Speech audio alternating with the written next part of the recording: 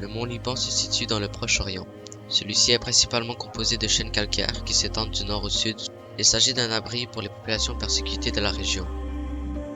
Afin de se protéger des religions majoritairement sur le littoral telles l'islam sunnite, le christianisme orthodoxe et les chrétiens maronites, ceux-ci s'implantent au nord et les Druzes chassés d'Égypte et qui professent une branche du chiisme s'établissent plus au sud. Le 9 juin 1961, une convention signée à Istanbul par le grand vizir et les représentants de la France, de la Grande-Bretagne, de l'Allemagne, de la Prusse et de la Russie reconnaît l'autonomie partielle du mont Liban. Cette autonomie, ainsi que le retour à une cohabitation apaisée entre les Druzes et les Maronites, durera jusqu'en 1915.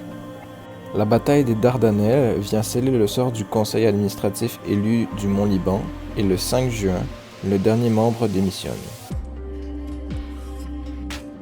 Le 6 mai 1916, le soulèvement populaire appuyé par les Français entraîne la réaction de l'Empire ottoman. La répression marquée par l'exécution à Beyrouth de 16 nationalistes sur ce qui est devenu la place des Martyrs. L'hiver de la même année, une famine provoquée par les blocus simultanés des troupes turques en montagne et de la flotte anglaise en mer provoque la mort de plus d'un quart de la population du mont Liban. Le 16 mai 1916, des accords secrets sont élaborés entre la France et la Grande-Bretagne. Ceux-ci prévoient le découpage du Proche-Orient en 5 zones d'influence ou d'administration directe, parmi lesquelles une zone française formée du Liban actuel et de la Syrie. Une zone arabe comportant la plus grande portion de la Syrie actuelle et la province de Mossoul est également prévue sous l'influence française. En 1919, le gouverneur du Liban réclame l'autonomie du Grand Liban qui est signé avec la France le 20 mai de la même année.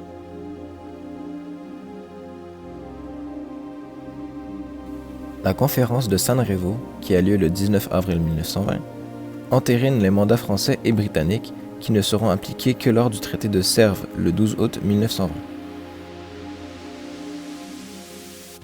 Côté syrien, le Congrès national avait installé au pouvoir le roi Faisal et proclamé depuis le 8 mars l'indépendance de la Syrie avec l'instauration de la monarchie constitutionnelle. Le mandat accordé à la France provoque de vives manifestations. Profitant de ces troubles, les nationalistes libanais se réunissent le 22 mars 1920 avec de notables chrétiens et des Druzes. Ce conseil proclame le même jour l'indépendance du Liban. Le 14 juillet 1920, le haut-commissaire lance un ultimatum au roi.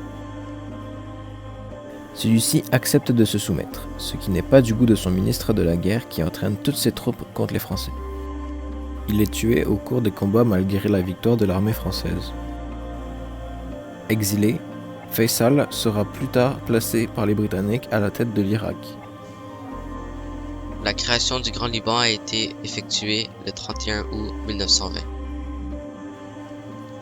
Cette création est proclamée par le général Gouraud le 1er septembre 1920 sur les marches de la résidence des Pins.